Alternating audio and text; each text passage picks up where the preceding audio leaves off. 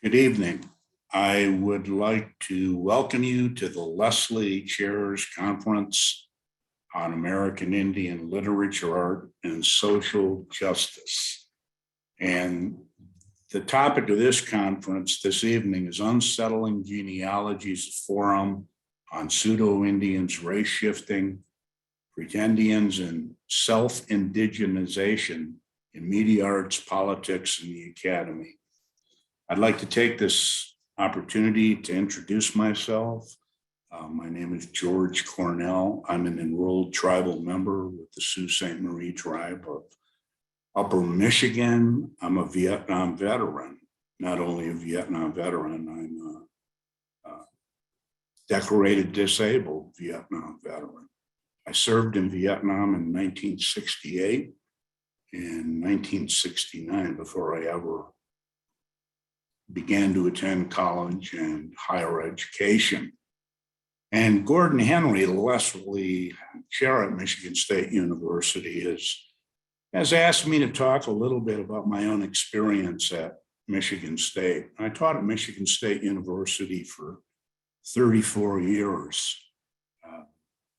I showed up on campus in the early 1970s after serving in Vietnam and attending a few courses at a community college. And the counselor at the community college told me that when I got to Michigan State University, I should look up a guy by the name of John Winchester, who was organizing Indian students on campus at this point in time. So I went and found Mr. Winchester and got involved with the Indian student organization on campus. And there were about 8 or 9 of us students.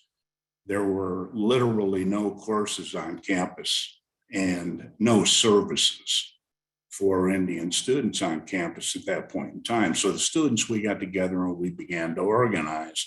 A very different period of time than kind of the period of time that we're in right now. But the few students we had on campus formed the North American Indian Student Organization and really began to organize. And one of the issues that first came up at that point in time was the tuition waiver program that was introduced in the Michigan State Legislature by a gentleman by the name of Jackie Vaughn.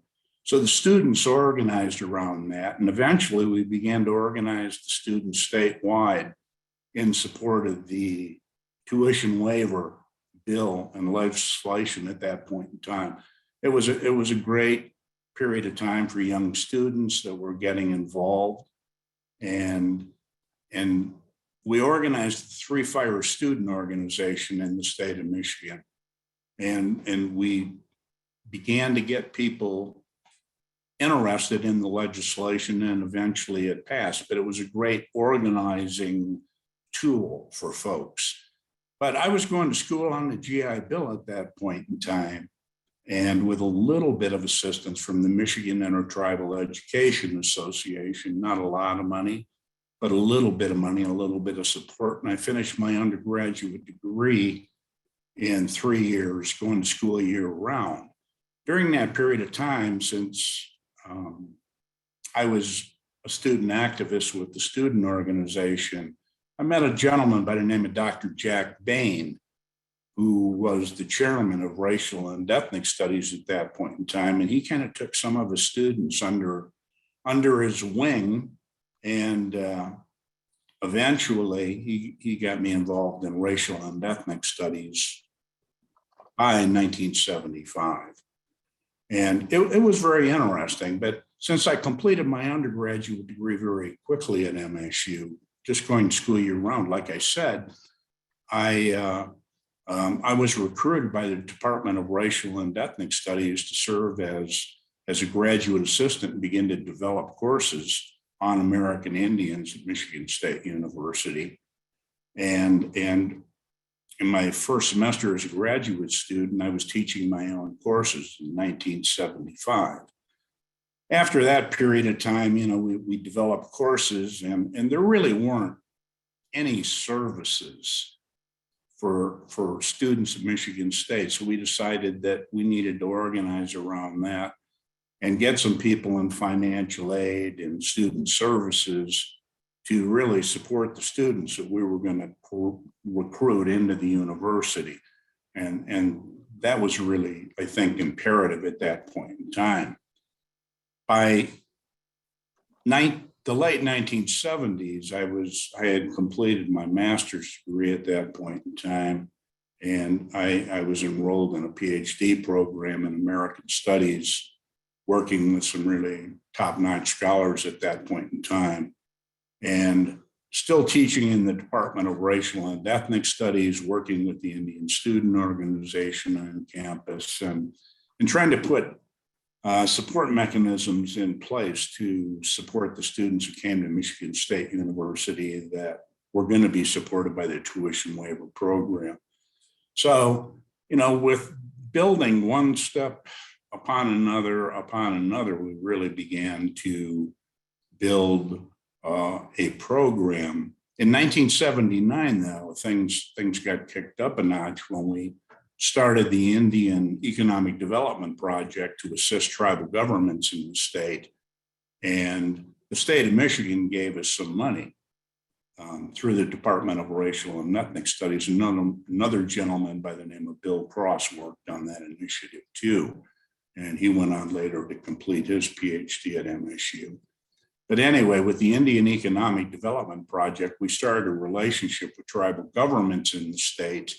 And that culminated in the creation of the Native American Institute at Michigan State University, which I was appointed as the initial director of, for the simple reason I was finishing my PhD at that point in time, and they needed academic credibility within the institution, to interface with other people and units on campus. And they thought that was very important. So they basically said, jump into the deep end of the pool, that you're going to direct this initiative.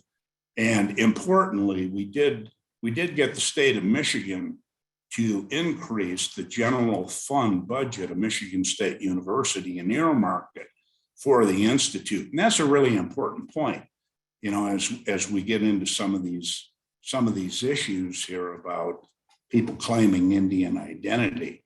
The university did not do anything for us. We went and got the money from the state of Michigan all by ourselves under the leadership of Dr. Jack Bain, who was the chairman of Racial and Ethnic Studies at that point in time.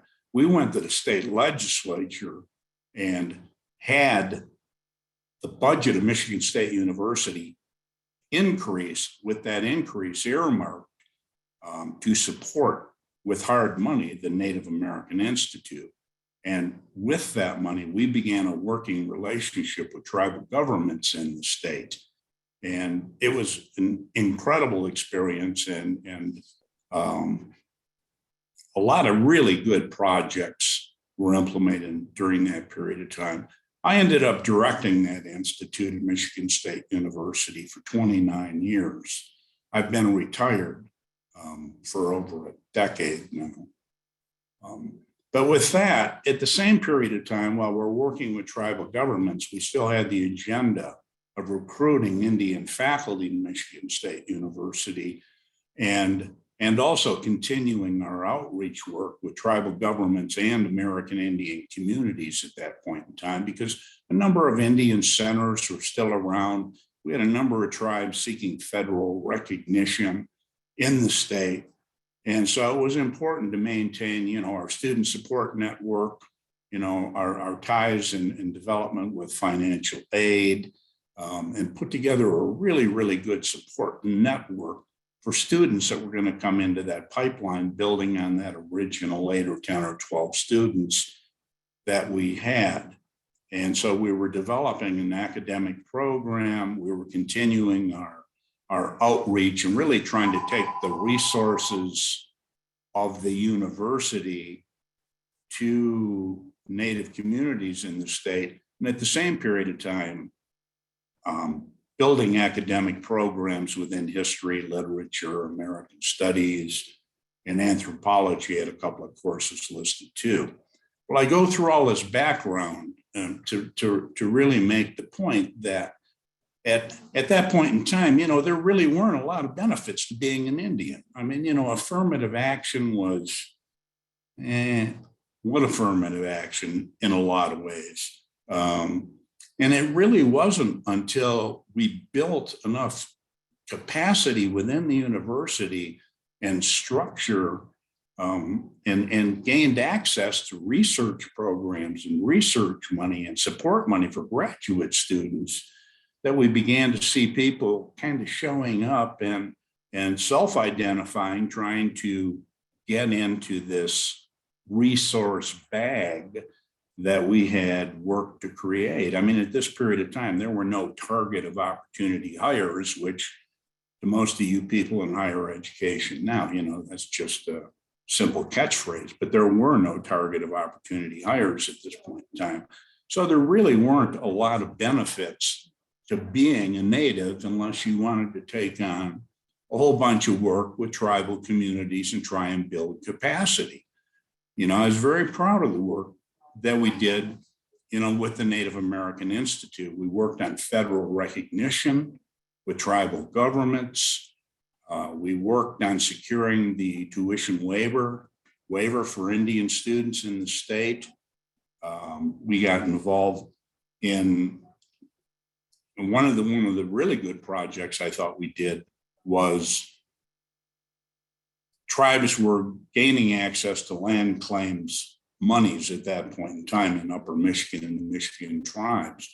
What we decided to do was to try and get people to buy into the idea of investing the principal and then paying payments out of those monies on a per capita basis. And that was a model that we got from the Oneida tribe in Wisconsin that worked really well in the state of Michigan.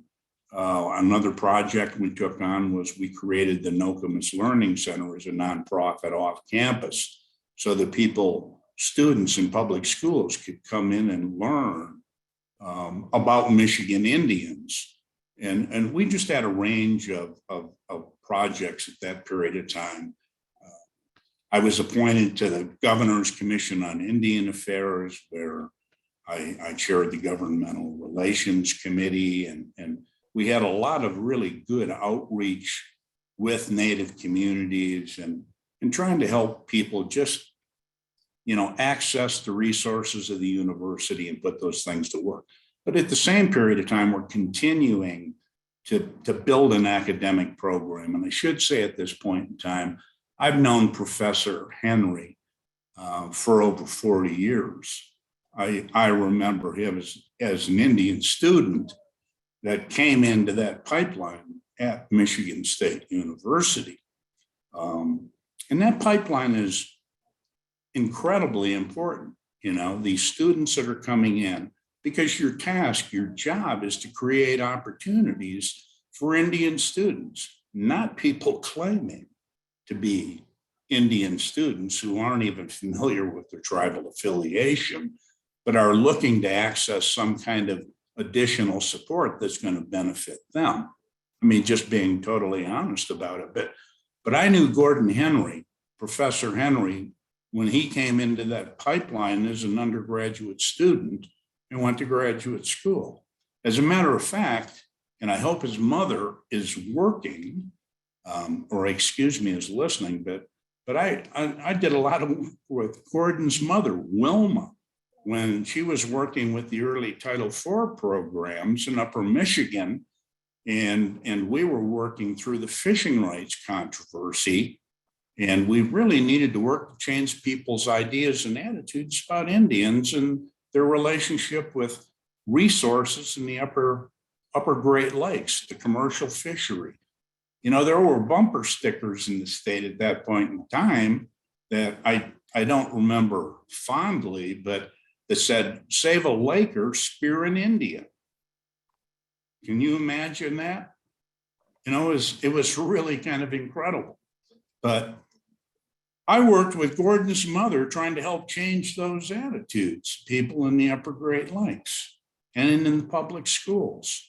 So, we were really doing some really very good work, I thought, at that point in time. And there really weren't many issues tied to self-identification at that point in time.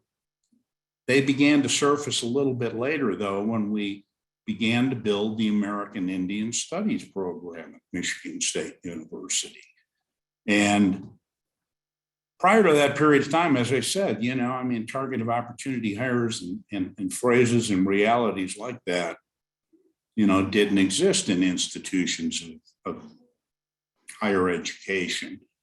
But when we began to build the American Indian Studies program and work to get people hired, all of a sudden, it seemed like people kind of started showing up and claiming that they were American Indians looking for maybe a leg up in the process.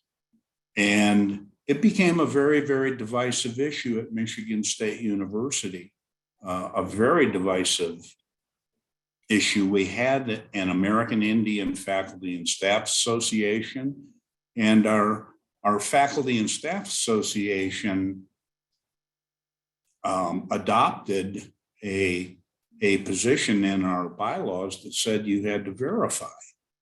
And our position was that if you were going to claim to be an American Indian in some way, shape, or form, you should unfold your story. You should verify. You should be able to tell us whether or not you're a member of a federally recognized tribe, a historic tribe, or even if you can't do that, you need to tell us a story. You need to lay out your relationship to Native communities, that we're not just going to take it on face value at any given point in time. And when we adopted that stance, we came in conflict with the university. The university staunchly refused to, in any way, shape, or form, ask people to verify their claims of being an American Indian. And as I said, it became very, very divisive as we worked through this over time. And it really did become more and more divisive for people. And what we were interested in is people just verifying. The university was interested in counting numbers and how they looked to the public. As we pushed on the issue a little bit harder, we were basically told, in so many words, to leave it alone. And we really didn't leave it alone. And I'm going to tell you my own little story here, and one that I think is fairly important for a lot of people in higher education. It really came to a head when one of our, the American Indian Studies program itself engaged in a search for a new director. And it was very interesting when the deans who were involved put together the selection committee. There was not one member of a federally recognized tribe who was a faculty member at a professional level involved.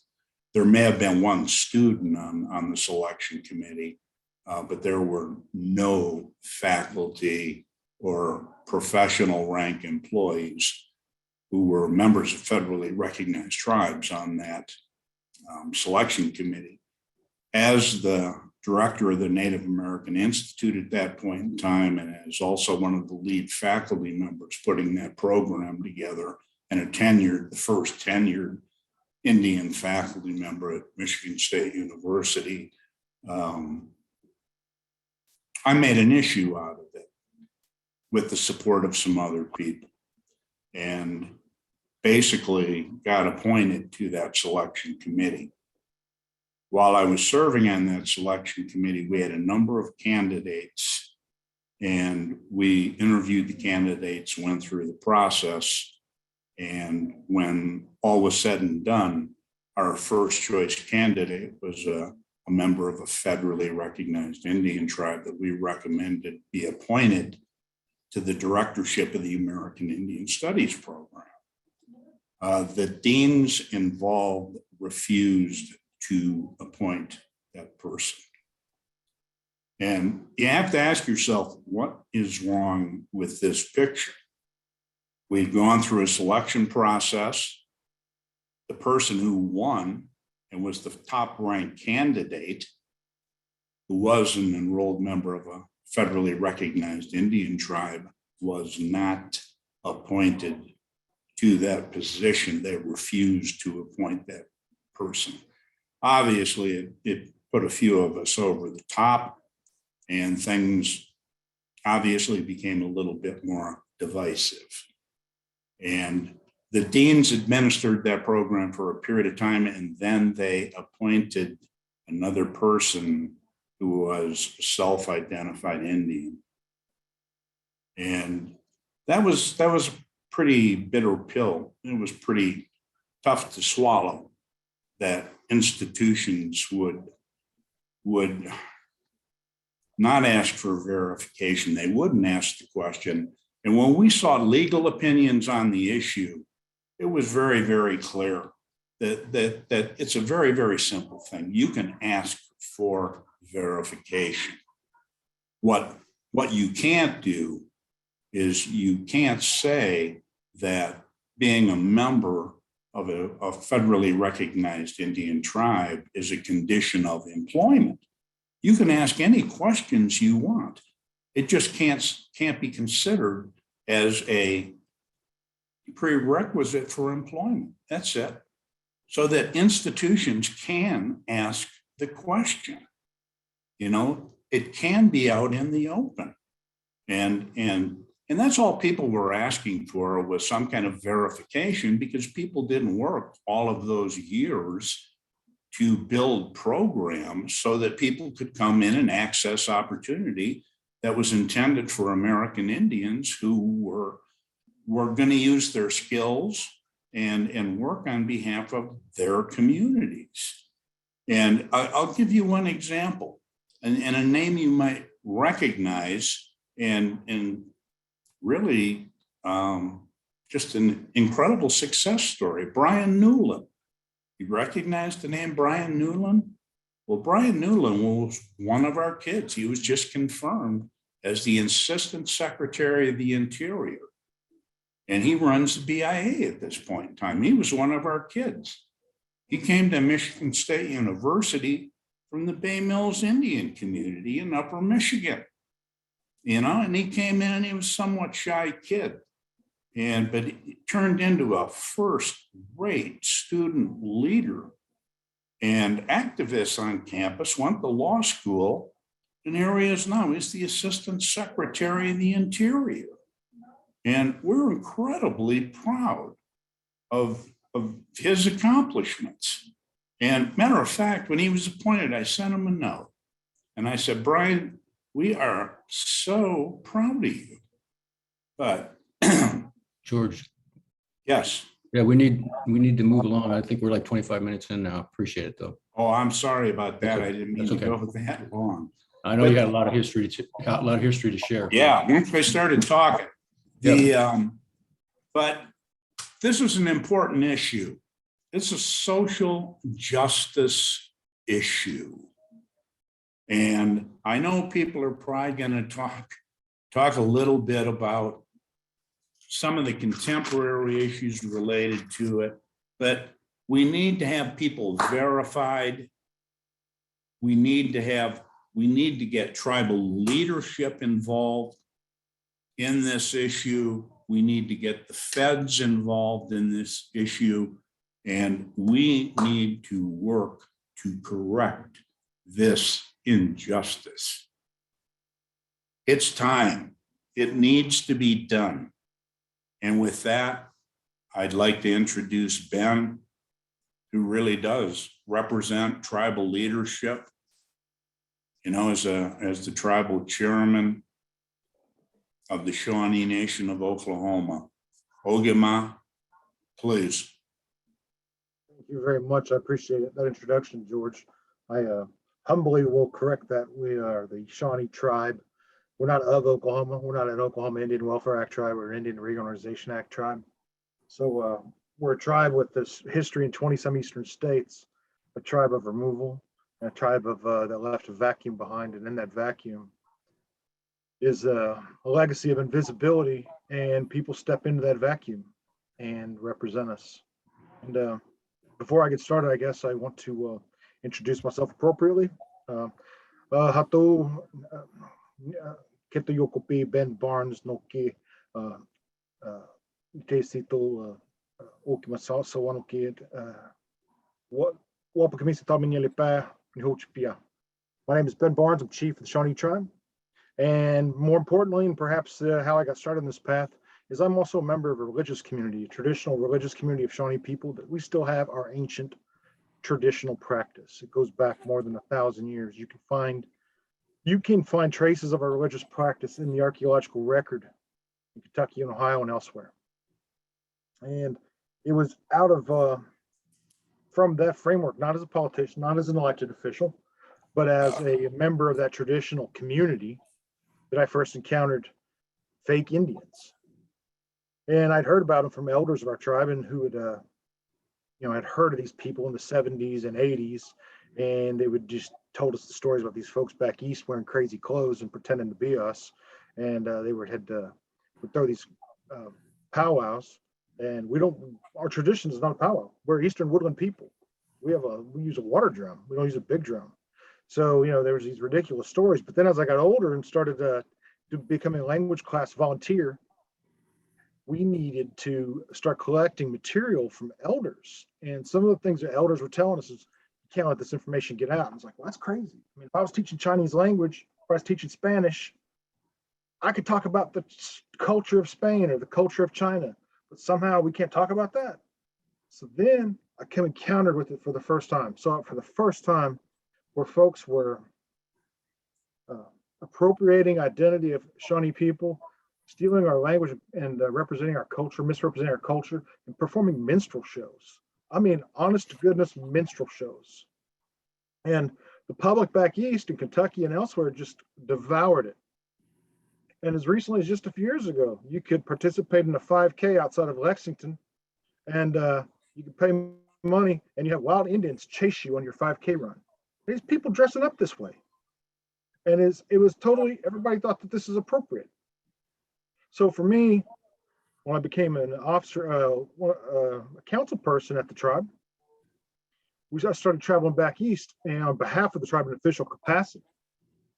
And we get invited to meetings. And there was one occasion, Representative Boehner, he was the House Representative, Speaker of the House at the time, invited us to an event. It was in his district, and it was the second treaty commemorating the bicentennial of the second treaty of Greenville. And there was the damnedest looking group of people there dressed up in dead animal skins I ever saw. And they were running around at this event, and it was a 2-day event. And it was the first time I'd actually ever seen it with my own eyes. And looking at these people that was watching these people, that's how they thought Indian people were. They thought we acted like that all the time. And these people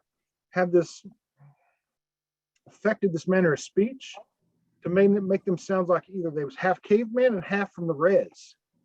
So it's, when we're talking about these issues, I think what we really have to do is we have to talk about this as an existential threat to identity, because it affects so much of our lives as Indian people. They're an existential threat to tribal nations. They speak as if they are tribal nations themselves, particularly in states where the removal happened, where there are no tribal nations anymore, because people were either, through migration of coercion, collusion, or forced, or removal, the left a vacuum. For me, this is a human rights issue, where they're pretending to be my people. They are pretending to be us. They're taking away from my culture and my people. They're stealing our intellectual property, which is not just Indian arts and crafts. I'm not concerned entirely with Indian arts and crafts. It is an issue, but we have a law for that. But they're actually stealing orthographies, stealing the way that languages are written, then taking that to state legislatures in southern states and saying, look at this orthography that we created. It is so wonderful. We've created this. We hid this way of spelling our language from the white people this long, and this is how we've done it. Meanwhile, the Muskogee Creek Nation created that orthography, the A&A grants. But then now they're misrepresenting that piece of intellectual property that wholly belongs to the Muskogee Creek Nation on behalf of the Yuchi people. They're stealing language class materials now. We have a very successful language class program. Me and my brother started out on this road as language class volunteers. And now, because of COVID, because of Zoom, what amounts to 4% of our tribal population is enrolled in language class as either a teacher or student. But that transparency and that availability of language class material has allowed those people to steal our lessons, steal our language. Now they're able to take that back east and use it to add to their repertoire in their minstrel shows. So this is cultural appropriation at its most egregious. This is not some runway designer stealing patterns. They are actually stealing our very identity. And we have federal agencies helping them. When the Cumberland National Forest allowed one of these groups to perform one of their minstrel shows, the Shawnee tribe, the absentee Shawnee tribe of Oklahoma, the Eastern Shawnee tribe of Oklahoma, all formally protested. And the regional director of the force of the, National Park Service told the Shawnees, I'm sorry, we've already printed the flyers. And, I want to point out, this is not, for a lot of folks that may be watching, this is not just a US issue. Obviously, for those that are in the know, that's also an issue in Canada, but it's not just an issue in North America. Anywhere there's Indigenous people, there's people pretending to be them, whether they're Sami, Karelian, Aboriginal, because in some place, those peoples have status. They have some sort of special status that is inherent to the land, that is claimed under international law as having special relationships. These, in fact, are not even racial identities. These are identities that are rooted in international law that pre-exists the United States. So, and this is also not a race issue. I want to point that out. While I'm saying it's not a race issue, it is most certainly rooted in racist and white supremacist thought. And I think we cannot ignore this root cause, and we have to address the elephant in the room. We have to address that. We have to center this. We have to center this on, if we talk about it, tribal nations versus people claiming tribal identity, we're also leaving out an important component. The white people that are enabling this, the non-natives that are enabling this, the power structures and the paradigms that enable this. We have to challenge them, say, listen, I know you feel like it's illegal to hire somebody based on race, but let me assure you, I have a solution for you. This is not race. This is a citizenship. This person's a citizen of a tribal nation. And while, it may be regretful that someone has a tribal identity, but because that tribe's constitutional, because of their law, may not allow that person to has descendancy or claim to a descendancy. That doesn't necessarily mean that they're a tribal citizen. And it certainly doesn't mean they get to speak on behalf of their nation. So I have a very strict view on this. I try not to attack individuals because I know that a lot of these individuals grew up hearing family stories. We've all heard them, the families with high cheekbones. My grandma was a Cherokee princess. They're ubiquitous. Vine Deloria made jokes about it in this, decades ago. The scholarship on this is quite, is there needs to be more, but it already exists with people like Cersei Sturm, Philip Deloria, and others.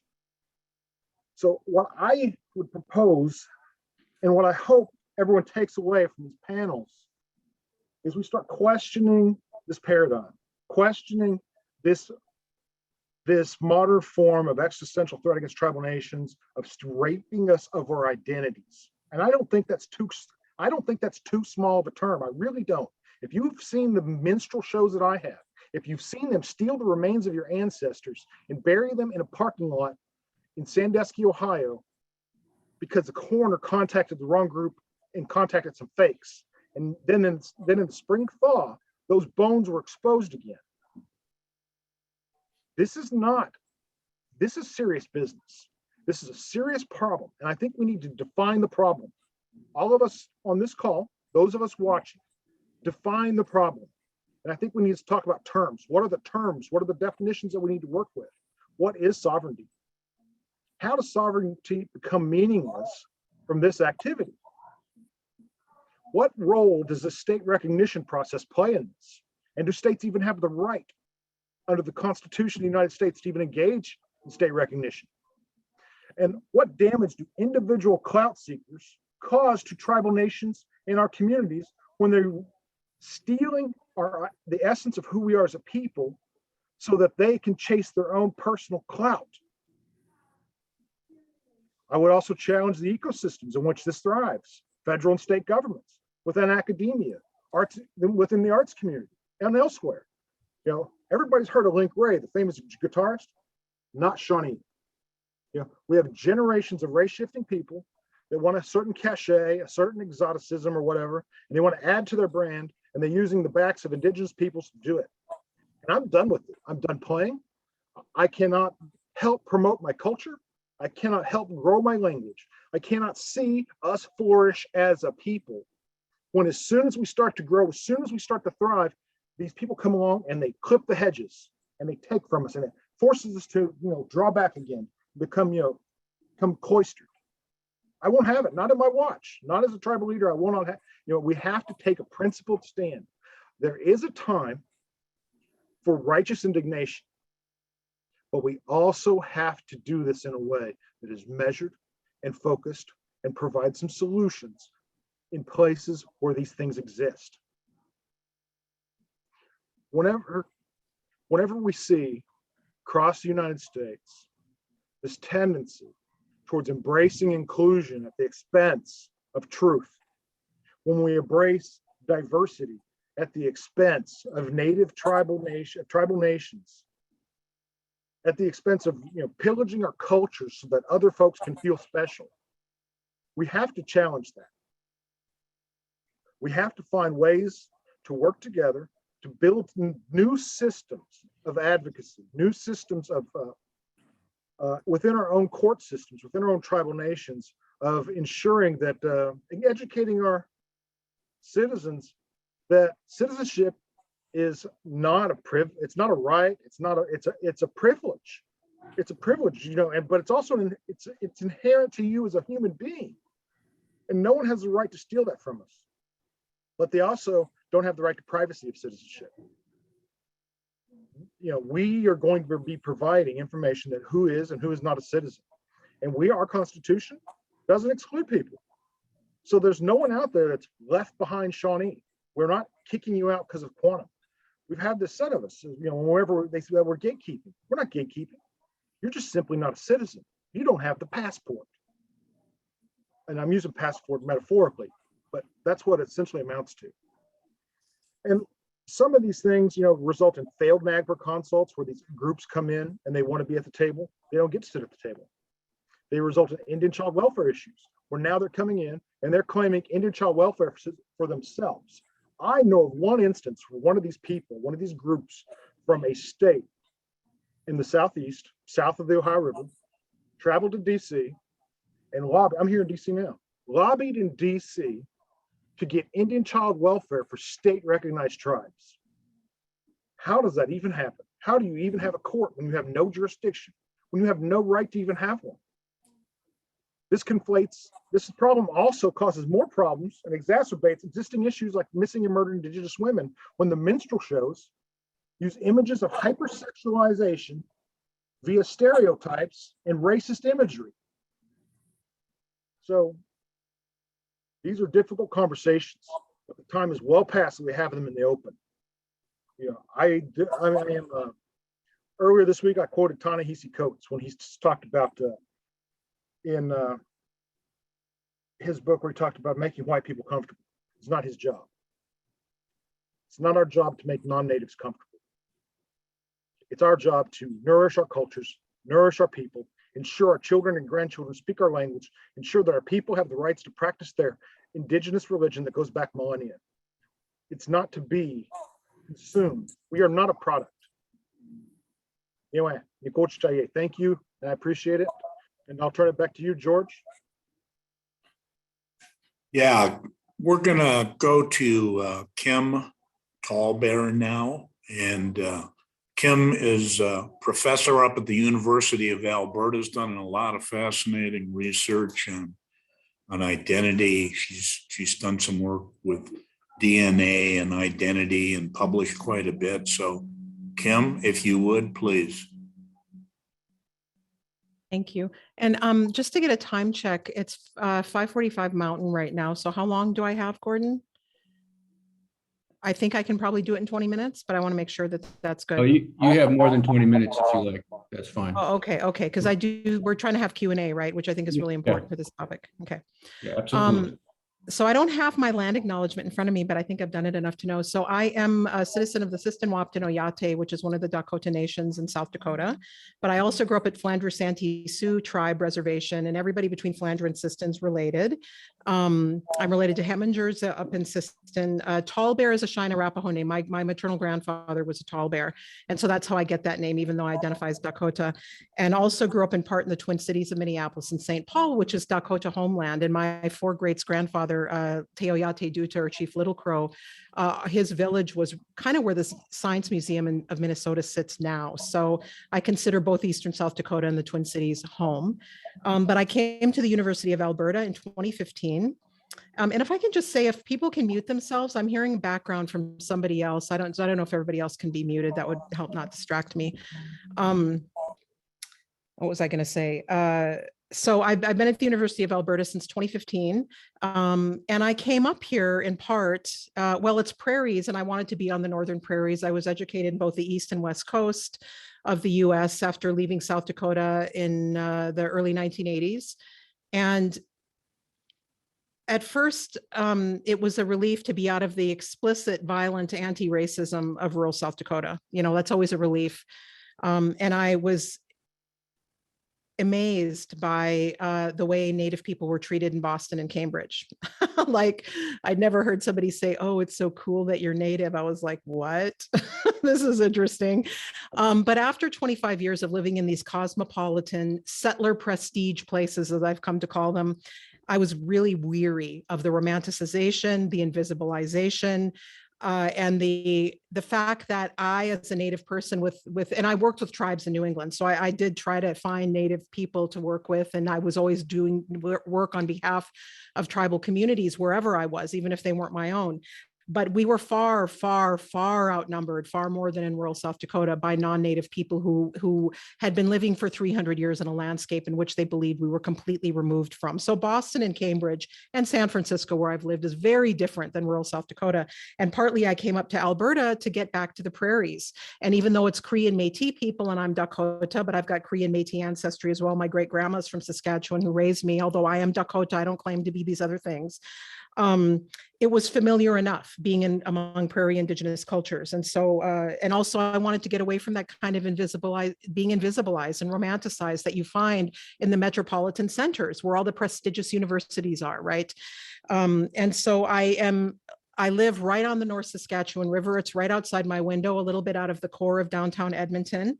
And it's in Cree, it's called, Edmonton in Cree is it's not Edmonton, it's Beaver Hills House is the English language translation. And if I'm maybe not saying it very well, but Amiskachi Waskahigan. And it's Cree people here, Métis, Saulteaux, there's Blackfoot people here, maybe more down towards Calgary. Inuit people come down here. So it's a gathering place. It's a gathering place of many diverse Indigenous people, and that's where I'm coming to you from. So that's a little bit of background so you know who I am. And I'm going to now begin to get into the substance of what I wanted to talk to you about. So in terms of my academic work, I'm an Indigenous Studies and a Science and Technology Studies scholar. I am in the Faculty of Native Studies here at the University of Alberta. Faculty here means college, so it's like having a College of Native Studies. We have our own dean. We're not a department. We are the only faculty of Native Studies in North America. As a result, we have our own administrative structure. It's fantastic. And while we have a majority of Indigenous faculty, staff, and students, we are not exclusive to Indigenous people. And when you have such a strong cultural presence and there's strength in numbers, you feel self-confident enough to be inclusive of non-Native people. So we do have non-Native students in our faculty. We have some non-Native faculty members, and we have some non-Native staff people, and they contribute a lot as allies to our projects, right? And they learn a lot being in our classes, and this is important, but we are Indigenous controlled, and it's one of the things I love about being here. And I was recruited here to start an Indigenous science, technology, and studies program, and that's what I'm allowed to focus on here. So within that kind of background, I have studied race shifting cases in both the US and Canada since the early 2000s, including as they relate to genetic research and testing. So my publications on this topic include my 2013 University of Minnesota Press book, Native American DNA, Tribal Belonging and the False Promise of Genetic Science. I've published multiple academic articles and chapters and edited volumes on the role of DNA and identity, a word I don't like, and I'll come back to that. And I've also tried to write popular publications. For example, I've written in High Country News, in BuzzFeed, I've written in Indian Country Today, and I've done a lot of invited lectures at universities, museums, and Indigenous community venues across the US, Canada, Australia, New Zealand, and Europe on this issue and related issues. And I've been doing this for 20 years. So I came to this topic not in and of itself, but because I regularly get called by the media and have since I did my first interview on DNA testing with the New York Times in 2005, and I had not quite finished my PhD at that point. And that interview was on the application of DNA testing to determine Native American identity. So often the cases that I am called to comment on involve people claiming to be Native or Indigenous. In the US, it is especially or disproportionately Cherokee claims, as you all know. And in Canada, they are disproportionately Métis claims. And there's a lot in common between these two claims in the US and Canada. But these cases always involve people who have to turn to the archive because they don't have living family, right? They turn to the archive, especially alleged long ago ancestors, in an attempt to justify their claims that they are Cherokee, Métis, or other forms of Native. Now, I've been called on by the media to help them analyze the claims of high-profile pretendians, race shifters, people who play Indian. We have many different terms with different genealogies in both US and Canadian academia. I've been called on to comment on cases in politics. I did a lot of interviews on Elizabeth Warren. My top trolls on social media in 2018 and 19 were white Democrats. So that was fun. I've been called to comment on these cases in television, film, and in literature. So again, I didn't come to investigate these claims on my own. Rather, I was called in by the media to analyze the DNA and the tribal citizenship aspects of it, and then sort of got de facto expertise in thinking through these cases. So I do want to say something about the word identity, because it's a word that I increasingly cringe when I hear. Now, we use the word, we're operating in English, and we live in an individualistic settler society that's always pushing the rights of individuals over the rights and responsibilities of collectives. And that's part of the problem that we face. We live under settler law and governance. It's hegemonic. It has control over us. It determines the colonial frameworks within which tribal governments, First Nations, Métis, and Inuit communities must respond. So to get a little side point in, we're often accused of self-colonization, internal colonization, neo-colonialism. Who doesn't live in a colonial soup? Let's get real here. Tribes, First Nations, Métis, and Inuit communities struggle to do anything they can within a heavily hegemonic colonial framework. Nobody gets to live outside of colonialism. You struggle with the compromise tools that you have. Okay. So identity is one of those compromise tools. So I'm not going to judge people for invoking the term, but I often notice when people use the individualistic settler term identity, and I'll explain why I think it's that way, that I want us to step back and think, could we actually use another term? When you pull the identity off your word shelf, could you actually use the term relative, relation, citizenship? Think about it when you use that term in a sentence, because when you use it without thinking, you are reinforcing these settler individualistic ideas. And so the issue that I have with identity is that it is a poor substitute for relations.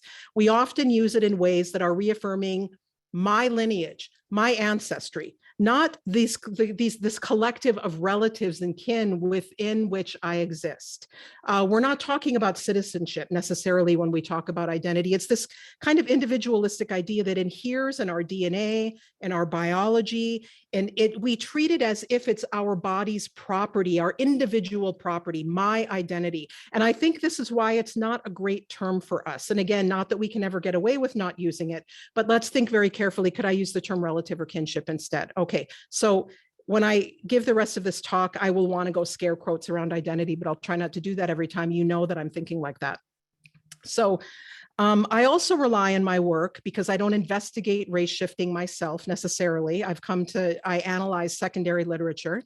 I rely on the anthropological and other social science investigation of these phenomena by people such as Circe Sturm, who was already mentioned, who investigated in a 2010 or 11 book, Becoming Indian. I think it's called Cherokee Belonging in the 21st Century, something like that. She investigated over 100 fabricated Cherokee tribes, really 501c3s throughout the US South. Really in-depth work. If you're interested, you can pick that book up. Daryl LaRue from St. Mary's University in Halifax, I think, also wrote a similar type of book on race shifters that call themselves Métis in the eastern provinces of Canada. Now, finally, I bring race theory, legal analyses to understand the role of settler state racial categories and US law in helping further white appropriation of Indigenous resources. This is what colonialism is about. Let's steal their land, let's steal their children, let's steal minerals, water, let's extinguish their governance authorities, and let's steal their identities. And so our identities get treated as more Indian bounty. Okay, so I want to give you a bit of background then on the phenomenon, sometimes also called pretendianism or playing Indian. And I want to talk about the playing Indian idea. So Phil Deloria, who's a Dakota historian, he's at Harvard now. He published a book, I think in 1998, called Playing Indian. And it's very readable, so I encourage you to pick it up. It's not overly academic in the way that it's written. And it helps contextualize this widespread problem. Playing Indian is the increasingly common practice of non-Indigenous, most often, but not always, white people, making especially public claims to Indigenous identity, sometimes for great financial gain and career advancement. Now, again, Circe Sturm didn't write about the famous people. She didn't write about the big, successful career people. She wrote about more common people, but she really did focus on collectively how they were a threat to Cherokee sovereignty. But I think in this conversation, we're focusing more on, high profile people within the academy. So race shifters across Canada and the US have become some of the most prominent spokespeople for Indigenous people's histories and contemporary lives. Race shifters are a problem, not only in Canadian and US academies, but also, as was previously mentioned, in countries like New Zealand and Australia. Several edited volumes destined for academic and trade presses are in the works on this topic by authors in and beyond those 4 countries. At a panel at the 2021 Native American and Indigenous Studies Annual Meeting, or NASA, one panel showed the global reach of race shifting by highlighting the problem in Scandinavian countries with Sami race shifters, in Australia, in various countries in Latin America, as well as in US and Canadian context. So as was said, this is a global problem. Let's see. I'm going to skip over what I was going to say. I want to talk a little bit about Circe Sturm's work and one of her insights in the book, Becoming Indian, the struggle over Cherokee identity in the 21st century. She wrote about whites across the US South, again, who shift into an identification as Cherokee based on recent discovery or even undocumented suspicions, those pictures of a great-grandmother with high cheekbones, right? Of having a Cherokee ancestor. Now, there are only 3, as we know, recognized Cherokee tribes, but race shifters have organized over 200 self-identified so-called Cherokee organizations. The race shifter Sturm wrote about in her in-depth anthropological work, and this is interesting, understood their whiteness as, quote, guilt, loneliness, isolation, and a gnawing sense of racial, spiritual, and cultural emptiness, unquote. In their search for fulfillment, they focused on their actual or perceived and often very thin Cherokee ancestral lines as informing their total identities. They sought transcendence. They sought conversion from their whiteness. Sturm, I, and others have written academic monographs on why self-identification as Native alone, often bolstered by claims to biological markers or a long ago ancestor, does not stand in for lived or reconstituted relations with living Indigenous communities. Self-identification is a problem, and we need to figure out how to address it. How we address it is in fact quite complicated. So actual relations, as you have heard other speakers say, both kinship and or citizenship, and these things overlap, but they're not synonymous. In an Indigenous nation, these are the markers that Indigenous communities care about. The trouble is Indigenous communities are not in charge of who gets identified as Indigenous within academic institutions. So the race shifting problem is now being taken more seriously, thank goodness, by the Canadian public, as well as with the Canadian Academy and arts organizations, including the Indigenous Screen Office. Last week on March 9th to 10th, and I put a link into the chat before I started talking, we had a national forum organized by the First Nations University of Canada to discuss Indigenous nations' own criteria for determining kinship and citizenship. Such criteria go far beyond claims to distant or alleged ancestry and do not allow for simple self-identification. We also discussed at that symposium systemic and pragmatic policy responses by universities to curtail the epidemic of race shifting, especially universities' misguided self-identification policies and their widespread lack of regard for tribal, First Nation, or other Indigenous citizenship policies and kinship norms. The National Forum, and this is important, was opened by the former Canadian Senator and Chair of Canada's Truth and Reconciliation Commission, and he is also now Chancellor of Queen's University, that's had a big race shifting bunch of problems recently, Justice Murray Sinclair. So he opened this meeting. The meeting brought together Indigenous elders, chancellors, staff, students, scholars, and academics from across Canada to discuss practices for validating Indigenous identity for Indigenous specific university opportunities, not only faculty members, but also staff and students. So we're not just going after the issue as it arises among faculty. So there will be follow-up meetings, and the recorded panels from that symposium should be available soon. And we will want universities to follow our lead in this and the policies we're working on to develop within the Canadian Academy. I can say for the University of Alberta, we have an internal group staffed by Indigenous people within the university who are really thinking pragmatically about how we deal with all of the very difficult problems of doing more than self-identification. And so we're, hopefully we'll have a set of policies and procedures coming out of particularly Canadian universities on the prairies, where you have a high number of Indigenous people. And this issue is being taken up more seriously, I would say, than it has been in the East for sure. So I think I've already talked for 15 minutes, but hopefully I can get through this in the next 10. I am going to now talk about, I get asked, one of the main questions I get asked by the media is, and I've done tens, if not hundreds of media interviews on this. Where is it here? Okay. What is the actual material harm done to Indigenous people by race shifters? So, is this not just kind of a niche idea? Isn't this a distraction from the real issues? What actually is the harm? Okay, this is a little uncomfortable, a little cringy, but is it really doing harm? And I've been asked this question by the media, I get asked by the public, and I get asked even by Indigenous people in community, where I've had to make a case for why this is an important issue that we should focus on. And so I've broken this into 3 different categories, what these harms are. The first category is race shifters steal our stories, and this occurs to the material and psychic detriment of Indigenous peoples. Okay, and so the first bullet point under that broader idea is that non-Indigenous people with non-Indigenous community standpoints who pose as Indigenous and who rise through the professional ranks falsely represent our voices. They theorize Indigenous peoplehood, sovereignty, and anti-colonialism. They become thought leaders, institutional decision makers, and policy advisors to governmental leaders with regulatory and economic power over our peoples and lands. They shape academic and public discourse about who we allegedly are, what our lives allegedly look like, and what they think should be done about and to us. Race shifters grabbing the mic and taking space has real life consequences for our well-being. They love to portray us as the eternally traumatized Indian as well, and then highlight their own trauma as part of their investment in that narrative. Second bullet point, Race shifters appropriate the real world problems of disconnection that some actual Indigenous people have experienced through colonial adoptions, forced assimilation through mandatory attendance at boarding schools, and relocation. Race shifters conflate their lack of Indigenous status with the cases of our relatives without tribal status or enrollment, but who are our known family. Third bullet point. When race shifters steal Indigenous people's stories, they may make it harder for actual Indigenous people to reconnect to their communities. Disconnected but actual Indigenous people with clear and close relations among us are trying to reconnect to Indigenous community and commonly express fear that their own efforts and legitimacy are undermined by race shifters. They worry they will be questioned or conflated with frauds. I see them too often conflate themselves with frauds. But that would have to do with their lack of connection to community and understanding how these things work.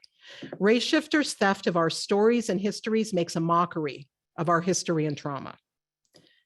Indigenous colleagues and friends of race shifters feel deceived, embarrassed, and complicit sometimes in the fraud when they find out. They question their own judgment and ethics. Related to that, students of academic race shifters fear damage to their own reputations and careers when they have been mentored by and cite extensively in their theses and dissertations committers of identity fraud. And like the colleagues of race shifters, they suffer trauma and embarrassment from that deception. They question, again, their own judgment and ethics. It's a form of abuse, actually. If you think about the relationships between the way race shifters treat people, it reminds me of abusive family members. Race shifters rob Indigenous people of the opportunities they took advantage of: jobs, admission to competitive university programs, scholarships, and fellowships. Race shifters who did not face the disadvantages and barriers of Indigenous life skew statistical data and census data on Indigenous well-being, making us look wealthier and healthier than we are. This risks deprioritizing and it risks lessening the effectiveness of public policy that targets Indigenous education, economic, and health outcomes. The next category is harassment of and reputational damage to whistleblowers. Indigenous critics who call out race shifters are harassed and maligned in real life and on social media, thus resulting in damage to our own reputations. At the National Indigenous Identity Forum that happened last week, it was noted and it was noticeable in the panels and in the demographic representation of participants at this Indigenous and invitation-only meeting that Indigenous whistleblowers are often women who are at risk of career and therefore financial damage for calling out race shifters. When whistleblowers are subject to ridicule and harassment by race shifters and their defenders, the ridicule often takes accusation that Indigenous critics are engaging in lateral violence, that they are jealous. Whistleblowers are disparagingly compared against the supposedly more talented, intelligent, accomplished, and superior race shifters. Thus, usually white race shifters and their defenders perpetuate racist civilizational discourses common in earlier centuries that also portrayed Indigenous people as less evolved and therefore less deserving of their land, resources, and autonomy than the superior whites who sought to appropriate and control.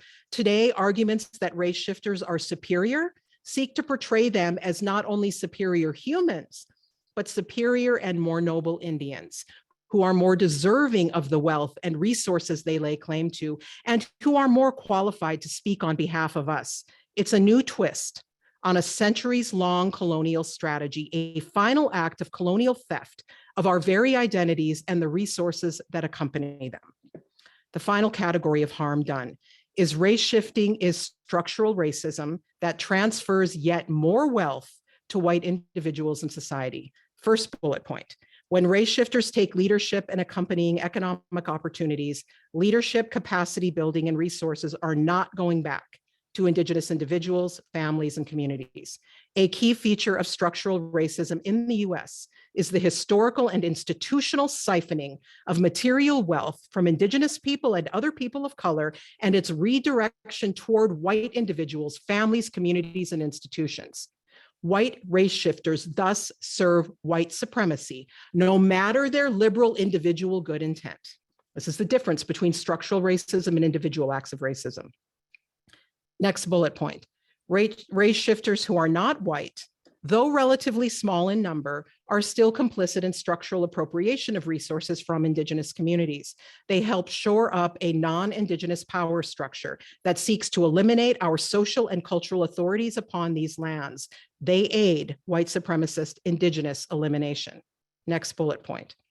Race shifters reinforce anti-Indigenous structural racism beyond economic aspects.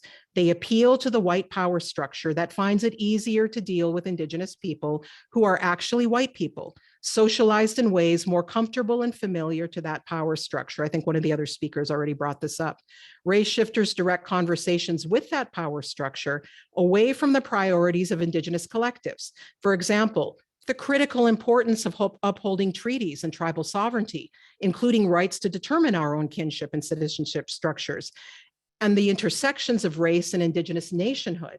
These things operate at an intersection, rather than privileging analyses that overfocus on Indigenous peoples as a racial category, which is what non-Indigenous Americans love to do. The final point. Race shifting or reverse passing, that's another term I've come across in critical race literature, is both encouraged by and serves a multiculturalist agenda of diversity and inclusion that directly undermines Indigenous sovereignty and meaningful anti-racism. When whites self-identify and reverse pass as Native, and universities and other institutions not only allow such fraud, but encourage it, they choose to protect whites who have not actually suffered systemic exclusion as Indigenous people. Such institutions consequently de facto reject decolonization, which requires the restitution of resources to Indigenous nations and respect for their governance authorities. And finally, in addition to harming Indigenous people, identity fraud is a form of academic dishonesty, no less problematic than falsifying research results or lying about educational credentials or publications. US and Canadian institutions have tolerated for years individuals' flagrant misrepresentations of their identity as Indigenous. My hope is that we are now turning a corner on this issue in academia, and that universities are coming to understand that race shifting is a serious ethical breach, and systemic toleration or even encouragement of it is a form of anti-Indigenous university policy. Thank you, I'm done.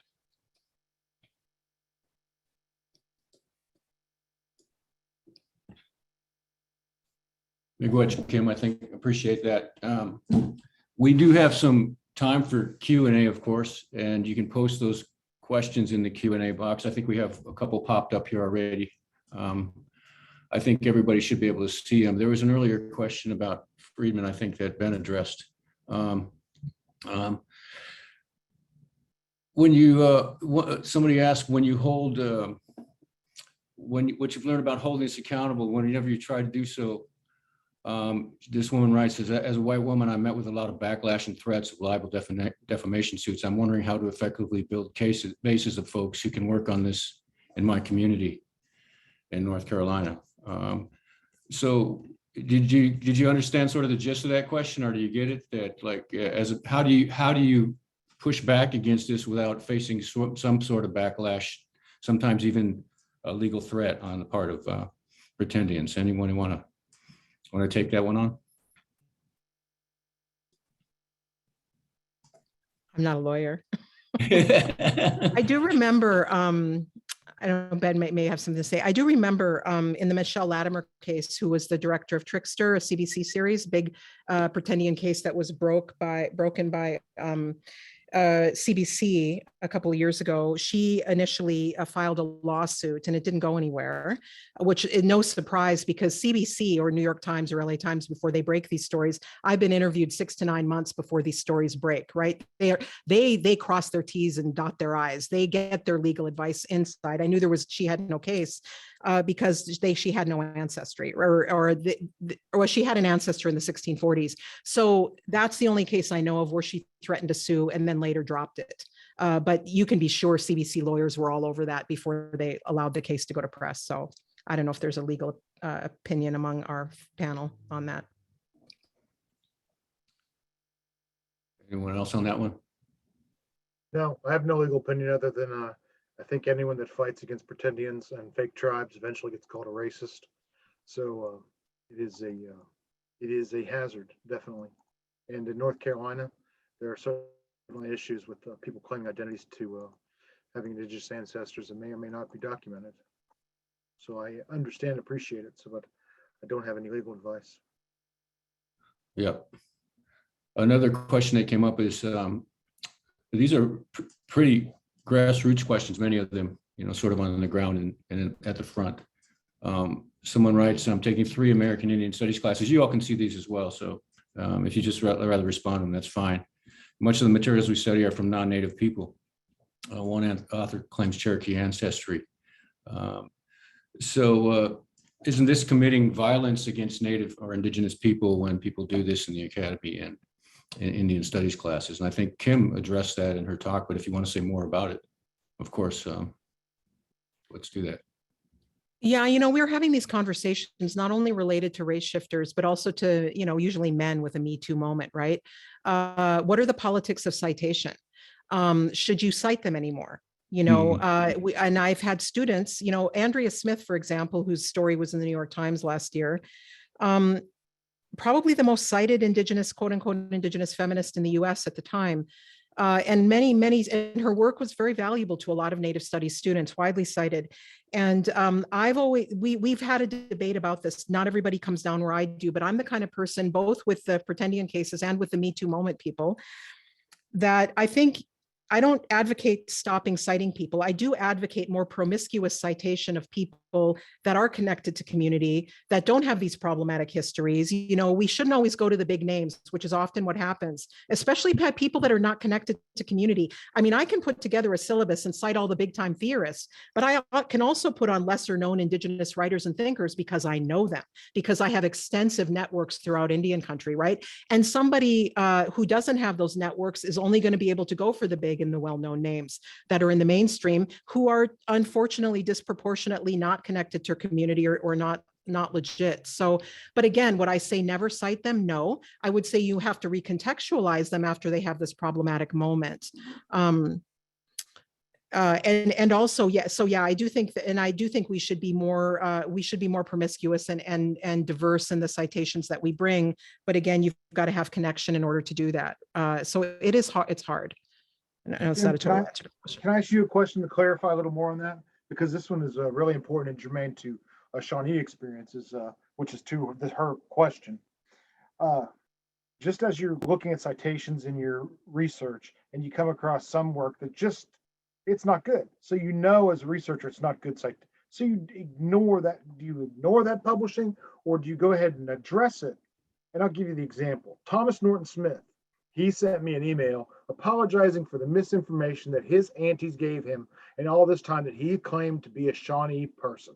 But if you take native philosophy about native religions, he is still in the list of the citations they want you to go to and talk about native philosophy. Thomas Norton Smith is admittedly now non-Indian. He's never come out publicly and said, hey, guess what? I'm not Shawnee. But his book is still being published by SUNY underneath that framework. Secondly, if a person is using their identity, centering themselves in their discipline on the basis of a claim, cannot that be challenged? I mean, if you're using your indigeneity as a citation, then the whole thing's fraudulent. So no, I think that in that situation, it would definitely call into question their work, right? Totally. And then that is a good reason not to cite it. And so I think you do have to think about, again, how much is their problematic situation undermining their work, right? The case with Andrea Smith that has been made is most convincingly to me is that some of her work in Conquest, she was doing activism among Indigenous women. People have said, would those Indigenous women who suffered violence have told her all their very personal stories if they knew she was a white woman and not an Indigenous woman? That's a legitimate question, right? Because we advocate for Indigenous people directing our own research. We advocate for sensitive kinds of research, for research in the service of our priorities and not in the service of white priorities. So I think that does call into question that work, but it's around that kind of context. Excellent. A couple other questions. One says, as an Indigenous graduate student, what's the best way to raise concerns over identity theft in faculty members?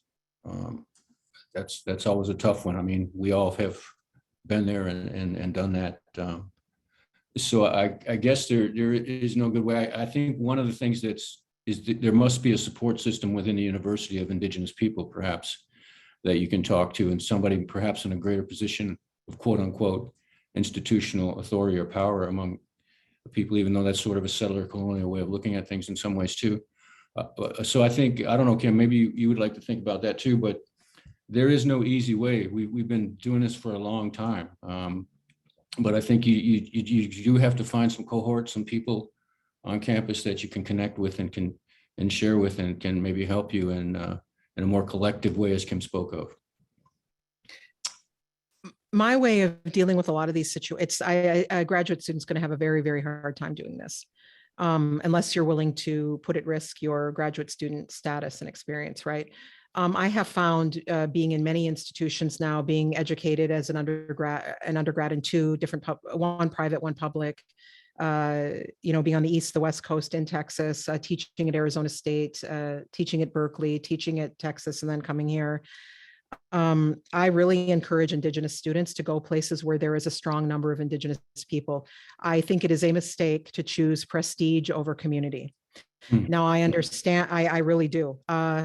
I get asked all the time to apply for jobs at the settler prestige institutions. I have no desire to be a token, none. And I have power. So imagine being a token as an undergrad. I don't want to go to some Ivy League school and be a token, be their one Native faculty. I'm sitting here at University of Alberta with 50 Native faculty, 200 staff members, and a couple thousand students. Why would I want to go and be the only one and have to put up with all these tenuous, romanticized claims, and imagine being a student in that. So I encourage you to go somewhere where there are actual Native people in solid number, in your student organizations, in the faculty, and in the administration, because you're not going to stand alone in that. You're not going to be the one having to call that out. I know that's not an answer for everybody, but think really carefully about going for prestige over community. Okay. Other questions that you want to address in the chat, Ben or Kim? I mean, there's a bunch of them in the Q&A as well. Oh, yeah. Yeah. And I don't know if the other, and I guess many of these are academic questions. So yeah, that's true. So there's a question here. Pretendingism seems rampant in the dominant U.S. cultures. How would we ever get ahead of the phenomenon of violence? What strategies you suggest in country? I think you're seeing it. I think there has been times that Kim's been alone, George's been alone, Gordon's been alone, I've been alone. We felt like we were alone fighting these fights. We found each other. We're no longer alone. Now we're finding ourselves in places where we have political power, where we'll do things about it. I'm in DC now talking about some of these very issues that affected us. Some of these issues have been related to vacuum and invisibility. And so pushing against that invisibility, pushing against that vacuum, demanding accountability in these agencies, making sure they're not going to get away, they're not going to be able to hide within the walls of agencies. And we're going to be present. And if they're going to commit their fraud, they're going to do it in front of us. Yeah, I tend to think that the point that Kim made about the graduate students and the power inequalities, higher institutions of higher education are really organized along military lines and rank. And, it's so easy for the top administrators to kind of suppress folks that have lower power levels and the power inequalities. But that's why at the end of my introduction and presentation, I didn't really have a lot of time to get into it, but it is critically important for tribal governments to get involved in this struggle and really work to hold institutions of higher education accountable for their decisions. Because most of the people, from my experience, and I spent 4 years in higher education. I taught at Michigan State for 35 years. The vast majority of the administrators know nothing about Indians, Indian history, federal Indian policy, tribal governments, economic contributions. They're functionally illiterate, a lot of them. And they need to be educated and they need to be held accountable in terms of, who determines who are Indians, which is an authority of a tribal constitution. And, you know, these people, they need to be educated and they need to be held accountable. And they need to be held accountable for the welfare of the students that they send to those institutions. Like Kim was saying, like, you know, why would you send a kid?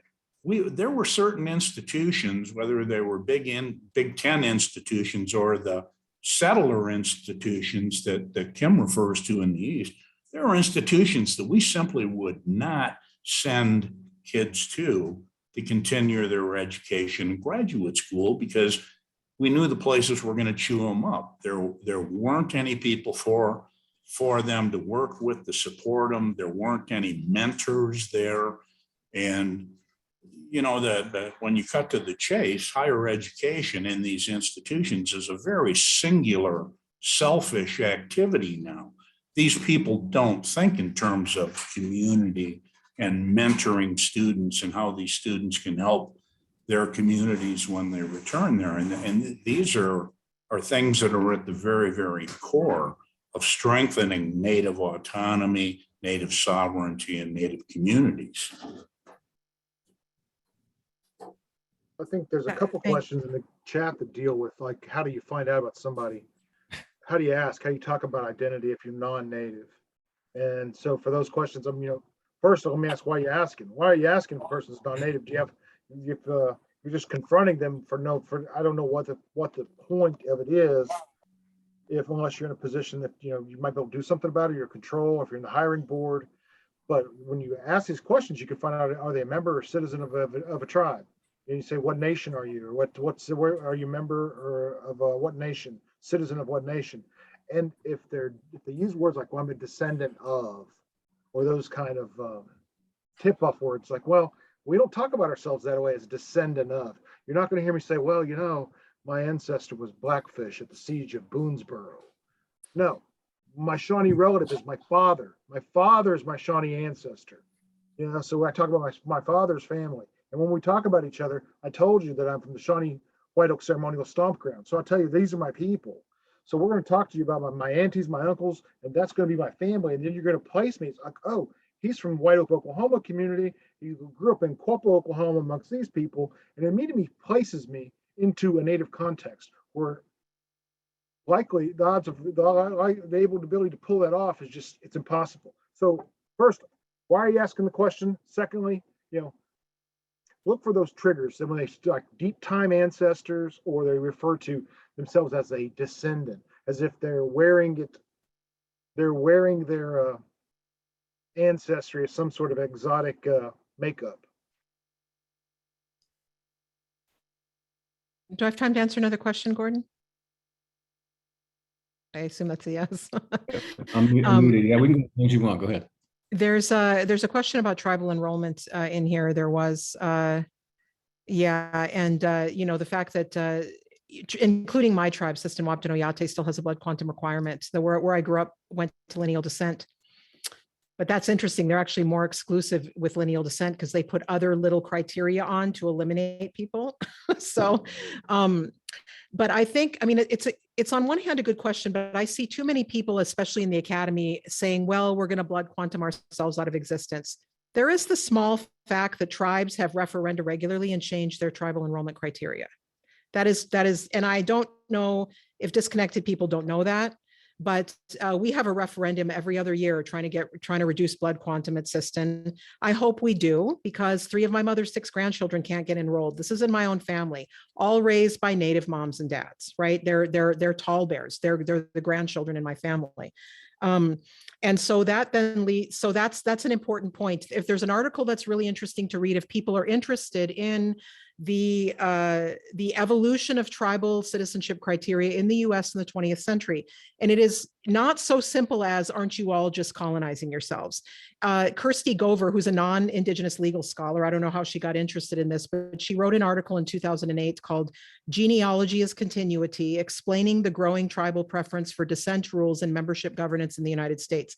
And she did a survey of over 300 tribal constitutions and citizenship ordinances, and looked at how tribal enrollment in the US tracks with urbanization, federal relocation, assimilation programs, people moving from the reservation to the city, and how tribal governments are really kind of struggling to come up with citizenship criteria that are allowing them to figure out who belongs to us in a world where where 75% of people are moving to the city, are being incentivized to relocate. They're joining the military, right? So it's a really complicated story of how tribal enrollment happens in the 20th century. And I don't think we should be so simplistic as to say that we don't have, especially in the US, authorities to kind of direct this in ways that we want it to go. So I am not a believer that we're just going to inevitably blood quantum ourselves out of existence. That is leaving us with no agency to change our own laws, which we have. That leads to one other final point. It is difficult to go on Indian status, tribal citizenship, band membership in Canada alone. That is for sure. I run a summer Indigenous people's genome training program, and one of the things we do, and this is something we're going to have to do in universities, we will take your Indian status card, we will take your tribal enrollment card, we will take your band membership card, which doesn't mean everybody's always connected, right? But it's easy for us to do that. But if you don't have that, we will ask for a statement of Indigenous affiliation. And that's when we have to bring our networks in, and we have to have, somebody from that community to know if that's a real statement of, what are the claims being made. It's work on the Native people within the institution, but we have the networks to do that. And so I think we very clearly don't want to exclude people just because they don't have Indian status, just because they don't have a tribal enrollment card. But because they don't, it means it's a bit more work. And those are the kinds of policies and things we have to figure out. And we are really hampered by non-Indigenous administrators and people thinking, oh, I can't ask that personal question. It's actually not a personal question. It's a legitimate question. Who are your people? How are you related? Where do you belong or potentially belong? So. Yeah, I think that's really important. The institutions need to have policies, and tribal governments need to make sure the institutions are accountable. And clearly there are a number of people out there. I think of Richard White, who started his career at Michigan State University, the great Western historian that just retired from Stanford. When he came into Michigan State University, he worked with us on the fishing rights controversy immediately. And we published some popular articles educating people to the Indian point of view on the fishing rights controversy. And nobody's talking about excluding people with good hearts and good intentions and who have tremendous skills that we can tap and utilize, to further Native goals and aims. But these institutions need to have a policy in terms of how they treat verification. They need to ask the question. And as I said earlier, when we sought a legal opinion on that whole issue a long time ago, they said you can ask any of the questions you want, pretty much tied to verification, as long as tribal enrollment is not construed to be a condition of employment. So fire away, ask the questions, but there needs to be a verification policy. And I'm a firm believer that the tribal governments, Ben, need to hold these institutions of policy or accountable. They need to sit at the table with them and say, what is your policy? We need to resolve this issue. And I really do think that we need to get the feds involved, because for other federal programs, at least in the United States, there's clear delineation on what you need to provide as evidence to participate with programs.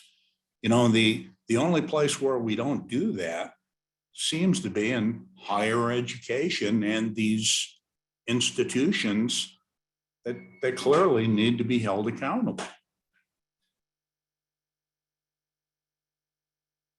Excellent. So let me say, go ahead.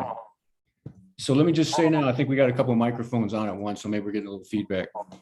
We have a lot more questions than we can answer at this time. My advice to everyone then would be to tune into the next sessions. We have one with Trevino Brings Plenty tomorrow night, and also Heather Surratt. Once again, they'll be looking at issues in the academy, both from personal experiences and also in terms of structural and economic elements that are associated with the academic structures that allow pretendians to continue to thrive. Are there any last remarks any of you would like to put forward at this time before we head on out? I just appreciate all of the words you've given us tonight and the opportunity to hear you all. George, for that great historical background, Kim, for that great structural analysis that we need that really spoke to the harm, and Ben, from your tribal chief's perspective and your citizens' perspective. And not only that, but sort of seeing how that meshes with the issues that we're all talking about during this whole conference. I mean, we're talking about these multiple sectors of American, Canadian settler cultures that are influencing the way knowledge is transmitted and doing violence to Native knowledge. So I think this is a great conversation. Anyone want to add a few last remarks before we sign off? Just thank you for the conversation. Nice to be here with you all. Honored and privileged to be here with George, Kim, and everyone. So I appreciate it. Every time I hear Kim speak on these issues, I learn stuff. So I wish I could just talk to y'all all evening. Oh, Yeah, I'd just like to say, Gord, thanks for putting together. It's a very important topic. It needs to be addressed. And, it's time to build that fire and move it forward. So thank you for putting it on the agenda, starting the conversation. thank you. We're gonna close up shop tonight. Chimigwech, everyone. Gigawam min. Good night. Good night.